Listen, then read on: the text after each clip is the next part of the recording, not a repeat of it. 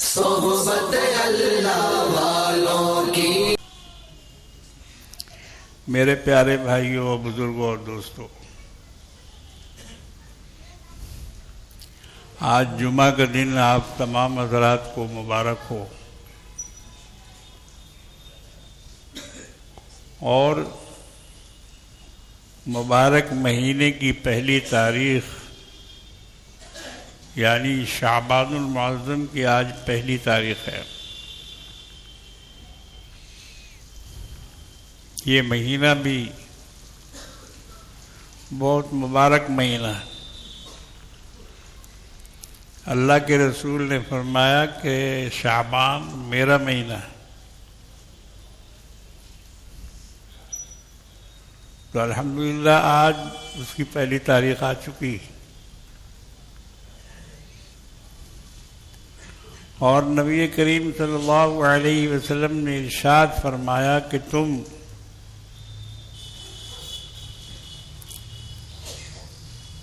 جب رجب کا چاند دیکھو تو یہ دعا پڑھا کرو، اللہم بارک لنا فی رجب و شعبان وبلغنا فی رمضان۔ اے اللہ ہمارے لیے رجب اور شعبان میں برکت عطا فرمائیے اور ہمیں رمضان دیکھنا نصیب فرمائیے۔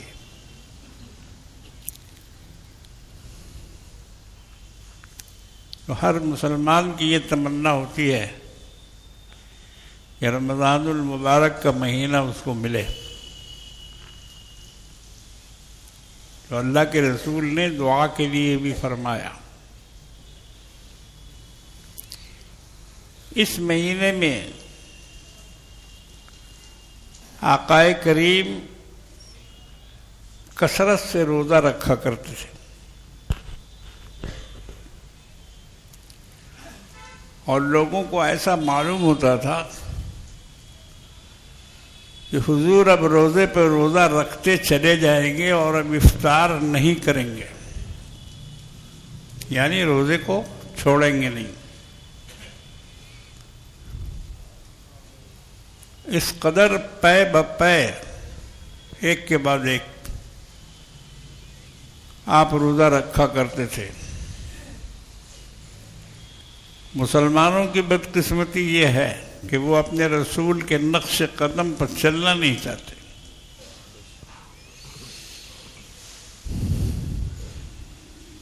ہمیں بھی چاہیے تھا کہ ہم شعبان میں کثرت سے روزہ رکھتے، اگرچہ رمضان کے قریب حضور نے منع فرمایا روزہ رکھنے کو عام لوگوں کو، کہ تم رمضان کی تیاری کرو، اگر بالکل روزہ رکھتے چلے جاؤ گے تو رمضان کے لیے کمزوری ہو جائے گی، اس لیے اپنی طاقت کو جمع رکھو، رمضان کے لیے بچا کر رکھو۔ تو شعبان کے آخری عشرے میں روزہ رکھنے کی اللہ کے رسول نے ممانعت فرمائی، لیکن باقی اور دنوں میں اس کی کوئی ممانعت نہیں ہے، بلکہ یہ بہت ہی کار ثواب ہے۔ اب جس کو آخرت کی زندگی پسند ہے اور جو مرنے کے بعد والی زندگی کے بارے میں سوچتا ہے اور اس کی فکر کرتا ہے، ان لوگوں کے لیے یہ سب چیزیں بہت اہمیت رکھتی ہیں، اور ورنہ جو یہ سمجھتا ہے کہ مٹی میں مل کے ہم مٹی ہو جائیں گے اور ہمیں کوئی جزا اور سزا نہیں ملے گی، یا ملے گی بھی تو کیا ہے۔ بہت سے لوگوں کو ہم نے یہ بولتے ہوئے سنا کہ دیکھا جائے گا، وہاں جو ہوگا دیکھا جائے گا۔ حالانکہ بڑی جرت کی بات ہے یہ. بہت سے شاعروں کو آپ نے اپنے اشعار میں نعتیہ کلام میں پڑھتے ہوئے سنا ہوگا کہ ہمیں جہنم کا کوئی خوف نہیں ہے. جہنم کا کیا ڈر ہے؟ ہمارے رسول وہاں رہیں گے اور یہ وہ بہت ساری باتیں اس میں وہ جوڑتے ہیں، مگر غلط خیال ہے ان کا. اللہ کے رسول خود روزانہ 100 بار جہنم سے پناہ مانگتے تھے، اللہ کی پناہ 100 بار. اللہم اجرنی من النار، یہ حضور کی دعا ہے، اللہم اجرنی من النار. تو جب پیغمبر یہ دعا کر رہے ہیں جن کا کوئی گناہ نہیں ہوتا، معصوم ہوتے ہیں، بے گناہ ہوتے ہیں، وہ جہنم سے اتنا ڈر رہے ہیں، مگر اس ہیکڑی باز کو دیکھو کہ سارا الٹا سیدھا غلط صحیح کر رہا ہے اور بولتا ہے کہ ہم کو جہنم کا ڈر نہیں. یہ ہیکڑی نہیں ہے تو اور کیا ہے؟ مگر سب ہیکڑی نکل جائے گی اس وقت جب ملک الموت آ کے ٹیٹوا دبائے گا.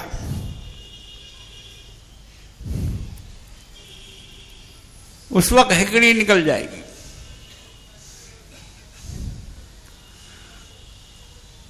تو اس لیے یہ سمجھنا کہ ہمیں ثواب کی ضرورت نہیں یا آخرت کے بارے میں کچھ سوچنا نہیں، جو ہوگا دیکھا جائے گا، یہ سب غلط بات ہے.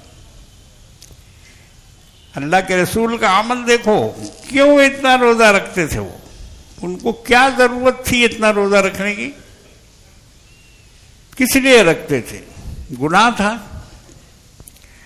گناہ بخشوانا چاہتے تھے، اپنی نعوذ باللہ مغفرت کرانا چاہتے تھے.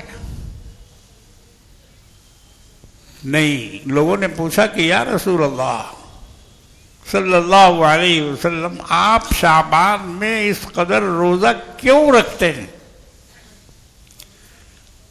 قربان جاؤ صحابہ اکرام پر کہ انہوں نے کوئی بات چھوڑی نہیں. جو ان کے دل میں آتا تھا، سمجھ میں آتا تھا، وہ پوچھ لیتے تھے کہ شعبان میں اتنی کثرت کیوں کرتے ہیں آپ روزہ سے؟ تو اللہ کے رسول نے فرمایا کہ اس مہینے میں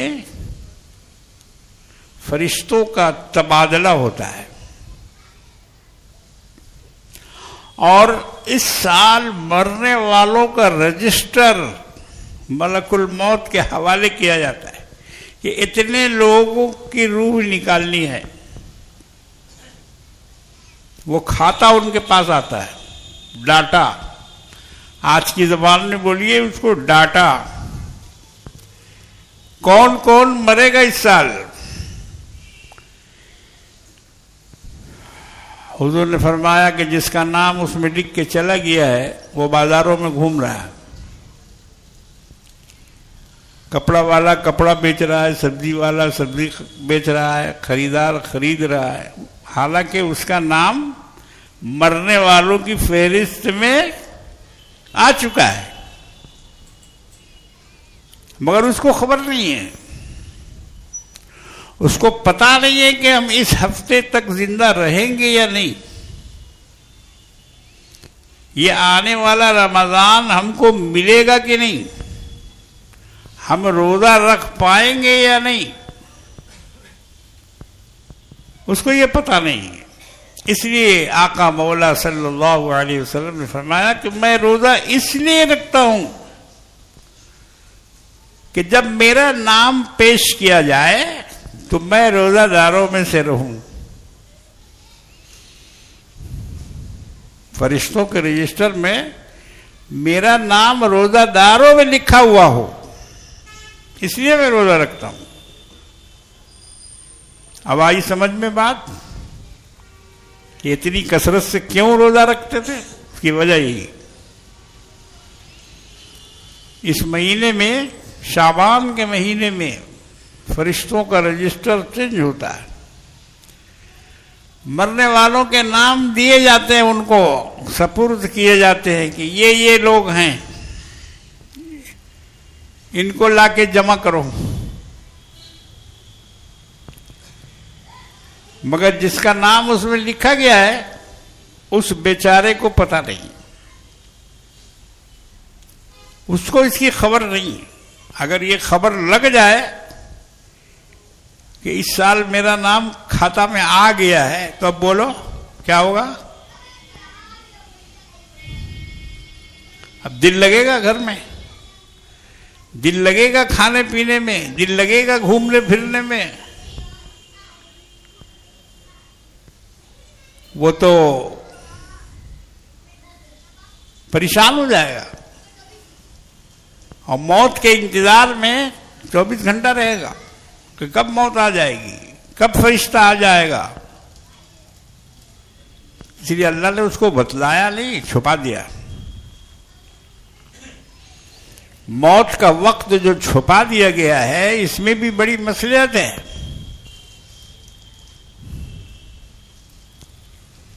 ہم لوگوں نے بچپن میں ایک قصہ پڑھا تھا، ایک مولانا صاحب تھے یا بزرگ تھے، اللہ کے ولی، انہوں نے اللہ سے دعا مانگی کہ اللہ ہمیں کل کی بات معلوم ہو جایا کرے، ایسا علم دے دیجئے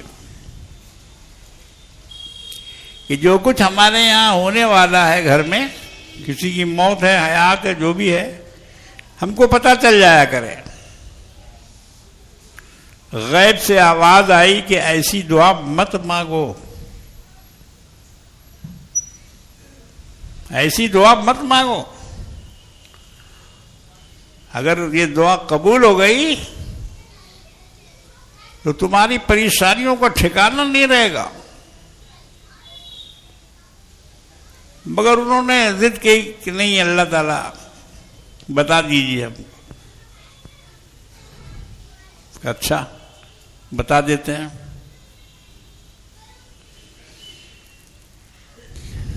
اب انہوں نے وہ علم حاصل کر لیا، ان کے علم نے ان کو بتلایا کہ یہ جو تمہارا بیل کھڑا ہے یہ کل مر جائے گا، ہزاروں روپے کا بیل ہوتا ہے، کل مر جائے گا یہ۔ بس مولوی صاحب نے اس کی رسی کھولی کہ مر جائے گا تو بہت نقصان ہو جائے گا، تو لے جا کے کسی قصائی کے ہاتھ میں بیچ دیا۔ اطمینان ہو گئے کہ چلو چھٹی ہوئی، اب نقصان نہیں ہوگا، پیسہ تو مل گیا نا۔ ہاں وہ جانوروں کی بھی بولی سمجھتے تھے، انہوں نے اس کے لیے بھی دعا کی تھی کہ اللہ جانور جو بولتے ہیں وہ ہمیں سمجھا دیجئے، بتا دیجئے۔ اللہ نے اس سے بھی منع کیا کہ نہیں، اس کو چھپایا گیا، اس میں بڑی مصلحت ہے، تم ایسا مت کرو۔ مگر انہوں نے کہا کہ نہیں، ہم کو دے دیجئے۔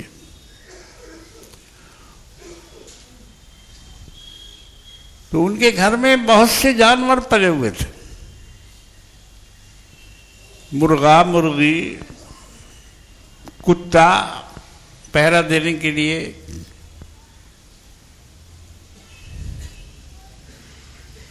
کہ ایک دن مولانا آنگن میں بیٹھ کے حقہ پی رہے تھے، شروع یہی سے ہے، اور مرغا مرغی جتنے تھے سب سامنے بیٹھے ہوئے تھے، کتا بھی تھا۔ تو مرغی نے کتے سے کہا کہ آج تم اپنا کھانا ہمارے لیے ہمارے بچوں کے لیے چھوڑ دو.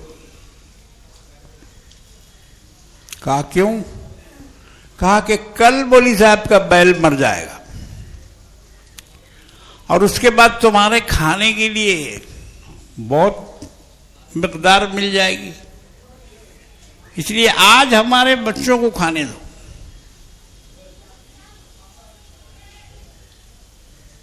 پھر ایک دن بیٹھے ہوئے ہیں، پھر مرغی رو رہی ہے. کیا ہوا؟ تو مولانا صاحب کا ایک مہمان آنے والا ہے اور اس میں میرا شوہر بھی چلا جائے گا کل، یعنی مرغا مہمانی میں اس کو پکا دیا جائے گا. مولوی صاحب نے جلدی سے مرغے کو بھی بھیج دیا.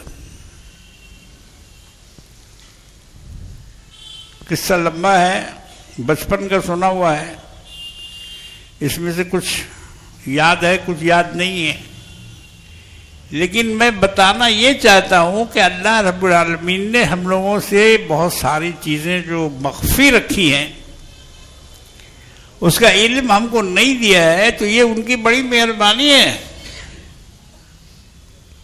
کیونکہ اگر علم پہلے سے ہو جائے تو آدمی تو مرنے سے پہلے ہی مر جائے گا.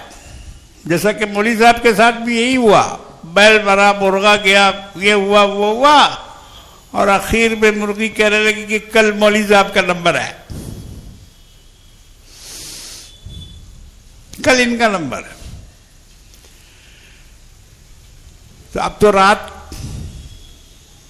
سونے کا کوئی سوال ہی نہیں پیدا ہوتا، کھانے پینے کا کوئی سوال ہی نہیں پیدا ہوتا ہے. پاگل کی طرح گھومنے لگے، اب کیا ہوگا اب کیا ہوگا. بہرحال پھر دعا کی، اللہ سے مدد مانگی، گڑ گڑایا کہ اللہ جو علم تو نے ہمیں دیا تھا اس کو واپس لے لیجیے، اس کو واپس لے لیجیے. بے شک آپ کی حکمت بہت بڑی ہے، اور اسی حکمت کی وجہ سے آپ نے ان ساری چیزوں کو انسانوں سے پوشیدہ رکھا ہے. جنات ہمیں نظر نہیں آتے، اللہ نے اس کو پوشیدہ رکھا ہے. اگر وہ کھلے عام گھومتے پھرتے تو انسانوں کا جینا دشوار ہو جاتا. کملی والے آقا جناب محمد رسول اللہ صلی اللہ تعالی علیہ وسلم کے پاس ایک سانپ آیا. سانپ آیا اور اس نے حضور کے کان میں کچھ کہا. کان میں کچھ کہا. اللہ تعالیٰ اپنے رسولوں کو بھی بہت سارا علم دے دیتے ہیں، غیب کا علم بھی دے دیتے ہیں، لیکن جتنا چاہتے ہیں جتنا اللہ چاہتے ہیں اتنا ہی علم دیتا ہے ان کو، اس سے زیادہ نہیں.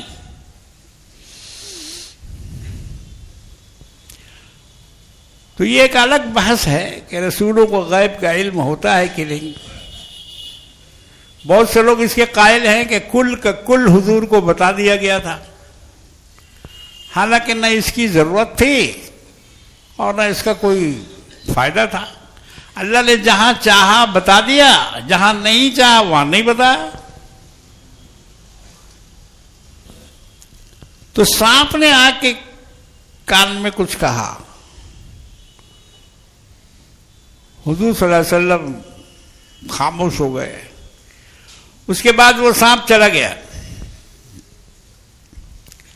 صحابہ میں سے کسی نے پوچھا کہ یا رسول اللہ، یہ سانپ آپ کے پاس کیوں آیا تھا اور اس نے آپ کے کان میں کیا کہا؟ آقا مولا نے فرمایا کہ یہ سانپ نہیں، ایک جن تھا، جن جو سانپ کی شکل میں آیا تھا، اور اس نے آ کے یہ کہا کہ آپ اپنی امت کو یہ کہہ دیجئے کہ وہ گوبر، ہڈی اور اس قسم کی دوسری چیزوں کو ناپاک نہ کرے، کیونکہ اللہ نے اس میں ہم لوگوں کی غذا رکھی ہے، ہم لوگوں کی غذا اسی میں ہے. تو امت کو منع کیجئے کہ وہ اس کو ناپاک نہ کرے، وہ اس کو غلیظ نہ بنائے. صاحب نے یہی آ کے کہا. تو میرے بھائیوں، بزرگوں، دوستوں، یہ ہمیں جو اپنی موت کا علم نہیں ہے، اب جیسے شعبان شروع ہو گیا تو فرشتوں کے پاس تو کھاتا چلا گیا، مگر ہم میں سے کتنے کو پتا چلا کہ اب کی ہم چل بسیں گے؟ کسی کو نہیں پتا چلا. اللہ نے اس کو چھپا کے رکھا ہے، مگر جس کا وقت آ جائے گا اس کو جانا پڑے گا،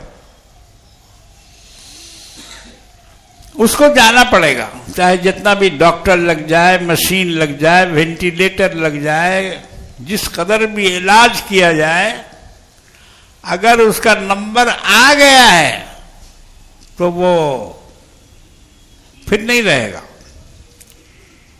إِنَّ أَجَلَ اللَّهِ إِذَا جَاءَ لَا يُؤَخَّرُ لَوْ كُنْتُمْ تَعْلَمُونَ. اللہ کی اجل جب آ جاتی ہے، جب اس کا حکم جاری ہو جاتا ہے کہ فلاں فلاں کی روح نکالنی ہے، اس کا روح قبض کرنا ہے، تو اللہ فرماتے ہیں کہ اس اجل کو، اس کو مؤخر کوئی نہیں کر سکتا ہے، اس کو کوئی ٹال نہیں سکتا، وہ اپنے وقت پر آ جاتا ہے. آج اخبار دیکھیے آپ، معلوم ہوگا کہاں کہاں دنیا میں کیسے کیسے لوگ مر رہے ہیں. آج کل ملک الموت تھوک بھاؤ سے لے جا رہا ہے آدمیوں کو، کھدرا نہیں، تھوک بھاؤ.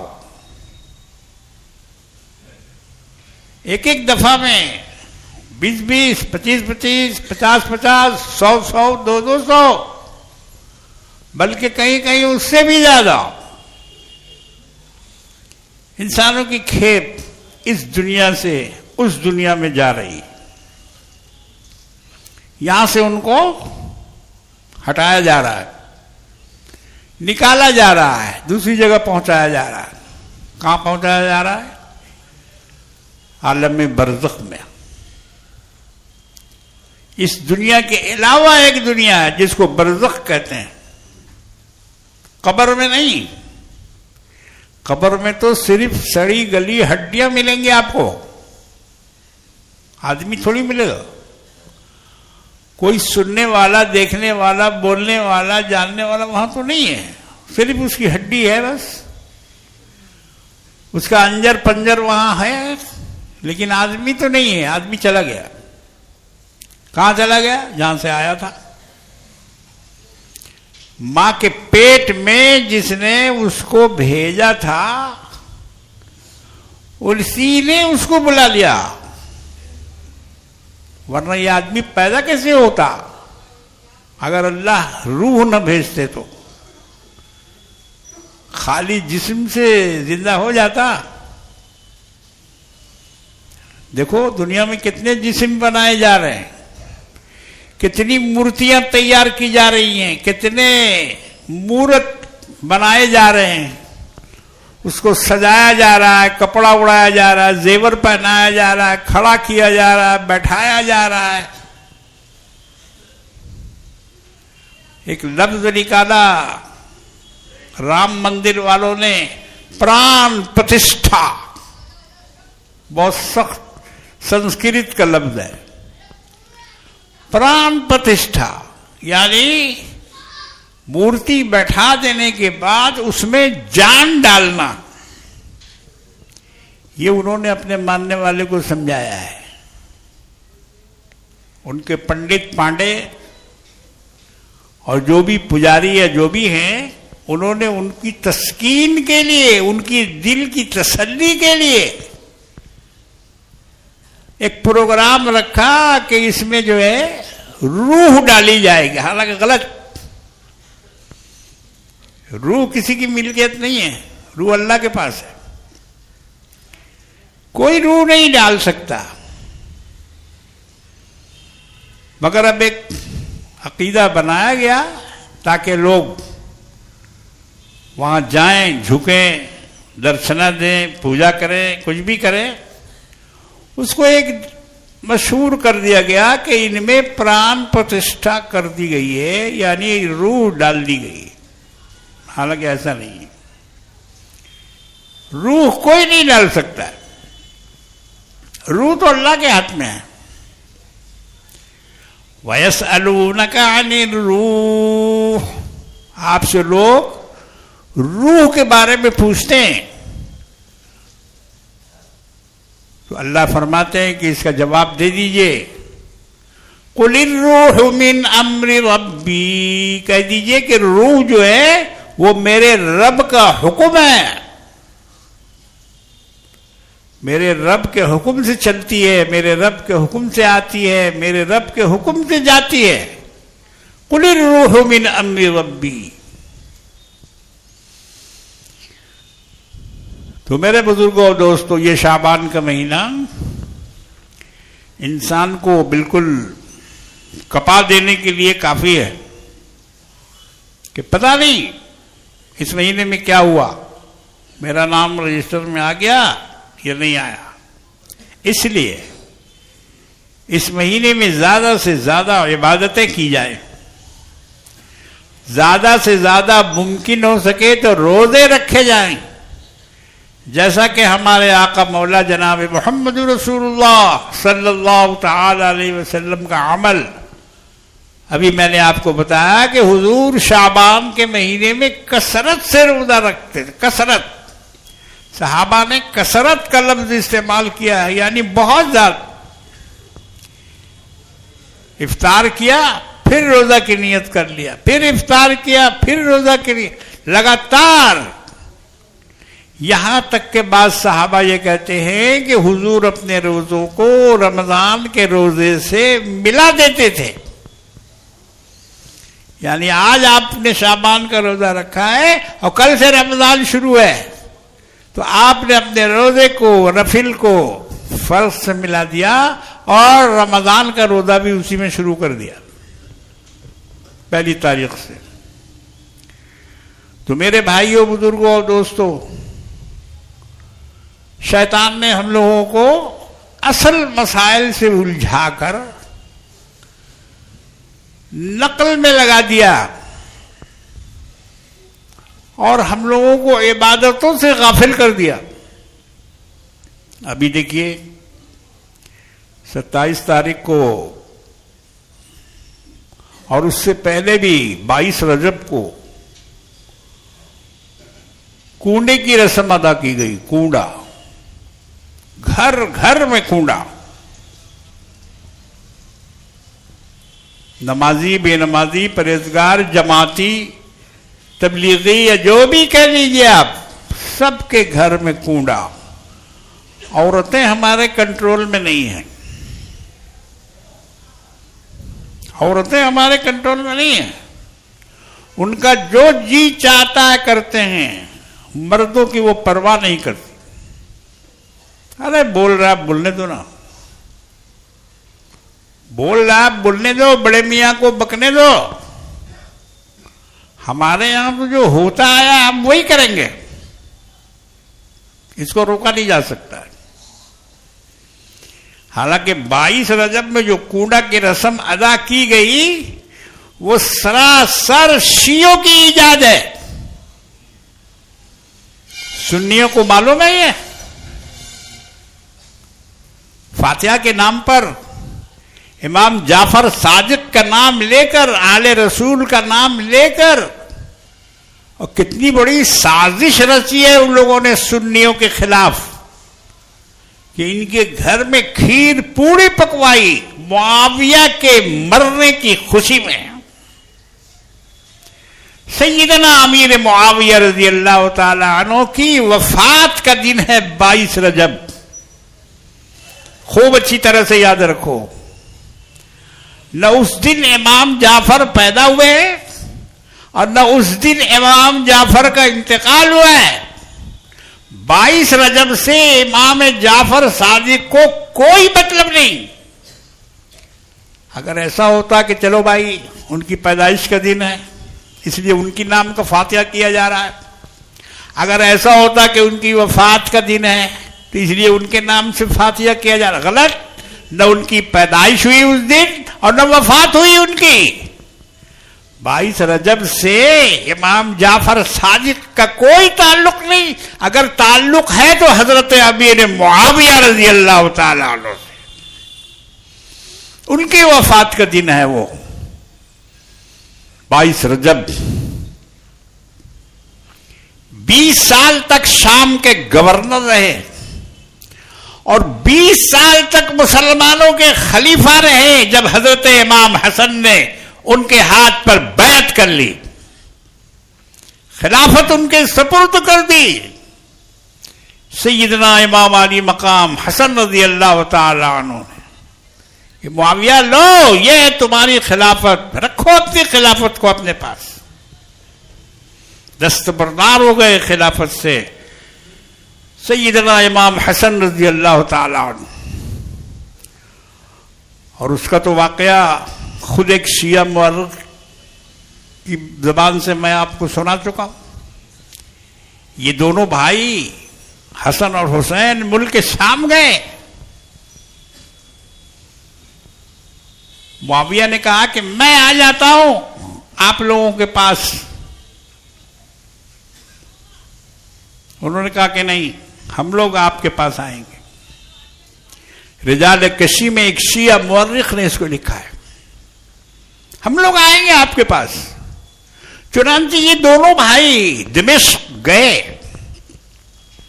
اور معاویہ کے دربار میں حاضر ہوئے، اور معاویہ کے ایک حاجب نے جو دربان تھا ان کا، سیدنا امام حسین رضی اللہ تعالی عنہ سے کہا قم یا حسین فبایع، اے حسین کھڑے ہوئیے اور بیعت کیجئے امیر معاویہ سے۔ پھر کہا قم یا حسن، اے حسن اٹھیے اور بیعت کیجئے فبایع امیر معاویہ رضی اللہ تعالی عنہ سے۔ حضرت امام حسن نے بیعت کی، امام حسین نے بیعت کی رضی اللہ تعالی عنہ۔ اس کے بعد ان کا جو سپہ سالار تھا فوج کا، سیدنا امام حسن کے فوج کا سپہ سالار قیس بن اشعث، وہ بھی تھا وہاں پر، تو وہ بیعت کرنے سے جھجک رہا تھا۔ اس کو کہا جا رہا تھا کہ اٹھو بیعت کرو،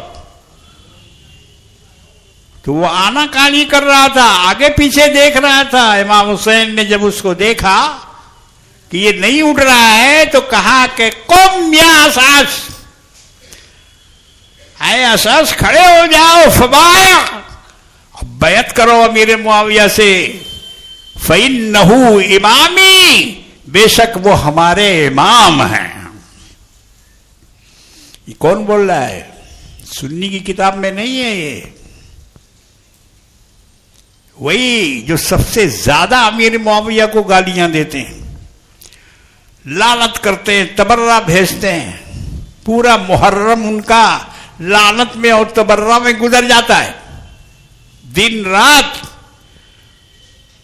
نعوذ باللہ من ذالک۔ یہ وہی مورخ کے الفاظ ہیں، قم یا اسعث، اے اسعث کھڑے ہو جاؤ، فإنہ امامی، یہ ہمارے امام ہیں۔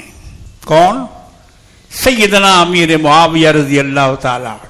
تو 20 سال خلیفہ رہے، 20 سال شام کے گورنر رہے، 40 سال 58 صوبہ کے امیر المومنین تھے سیدنا امیر معاویہ رضی اللہ تعالی عنہ۔ اپنے دور خلافت میں 58 صوبہ تھا مسلمانوں کا اس وقت، مکہ اور مدینہ سے لے کے عراق سے لے کے کابل، افغانستان تک۔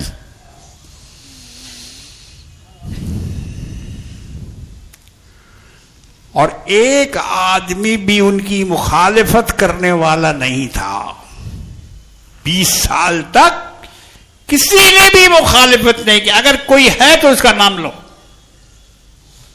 ان کے دور میں 20 سال کے خلافت کے دور میں کسی نے بھی ان کی خلافت سے انکار نہیں کیا یا ان پر کوئی اعتراض نہیں کیا. یہ جو 40 سال سنہرا دور اسلام کا گزرا ہے، یہ اسلام کے دشمنوں کے دل پر برچھی بن کے چبھا ہے. یاد رکھو، ان کی کوئی سازش نہیں چلی، کوئی کارروائی چلنے نہیں دی امیر معاویہ نے، کسی طرح کا کوئی فتنہ اٹھانے نہیں دیا اور کسی کو بھی اپنی جگہ سے ہلنے نہیں دیا، چاہے وہ سنی ہو، چاہے وہ شیعہ ہو، چاہے اہل بیت میں سے ہو، چاہے کوئی بھی ہو. امیر معاویہ رضی اللہ تعالی عنہ کے زمانے تک کوئی فتنہ فساد، کوئی قتل و جدال مسلمانوں میں نہیں ہوا. اور جب ان کا انتقال ہوا تو ان لوگوں نے بڑی خوشی منائی، مگر بظاہر خوشی نہیں منا سکتے تھے. سن لو کان کھول کر، بات کو ختم کر رہا ہوں، وقت تھوڑا 2 منٹ اور لوں گا. بظاہر خوش نہیں ہو سکتے تھے، لوگ پکڑ لیتے. تو انہوں نے اپنے اس خوشی کو گھر کے اندر منایا، گھر کے اندر، کہ وہاں کوئی مرد نہیں جانا چاہیے. آج بھی یہی رسم چل رہی ہے کہ نہیں چل رہی ہے؟ کوڑا میں کوئی مرد نہیں جانتا ہے اندر، عورتیں ہی کرتی ہیں جو بھی کرنا ہوتا ہے. کھیر پکانا، پوڑی کھلانا، کوڑا بنانا، جو بھی کرتے ہیں وہ عورتیں کرتی ہیں. مردوں کو وہاں جانے کا حکم نہیں ہے اور ان کو اجازت وہ نہیں دیتی ہے. کیوں؟ اس کو چھپا کے کیا گیا، اس خوشی کو چھپا کے منایا جاتا ہے تاکہ کوئی یہ نہ سمجھے کہ امیر معاویہ کی وفات پر یہ خوشی منائی جا رہی ہے. ورنہ اور کوڑے کا کوئی مطلب ہے ہی نہیں. نہ عرس ہے، نہ فاتحہ ہے، نہ امام جعفر بیچ میں ہیں، نہ آل رسول کا کوئی مسئلہ، کوئی نہیں، کچھ نہیں. مگر سنیوں کو یہ تحفہ شیعوں نے دے دیا ہانڈی کی شکل میں. مٹی کی ہانڈی ہونی چاہیے اور اس میں کوڑا ہوتا ہے. بارکیف ان ساری خرافات اور رسموں سے اپنے آپ کو الگ کرو، ماں بہنوں کو سمجھاؤ اور ان کو کہو کہ یہ ہماری چیز نہیں ہے بلکہ دوسروں نے ہمیں یہ تحفے میں دی ہے. اللہ رب العالمین ہم سب کو صحیح راستے پہ چلنے کی توفیق عطا فرمائے. وآخر دعوانا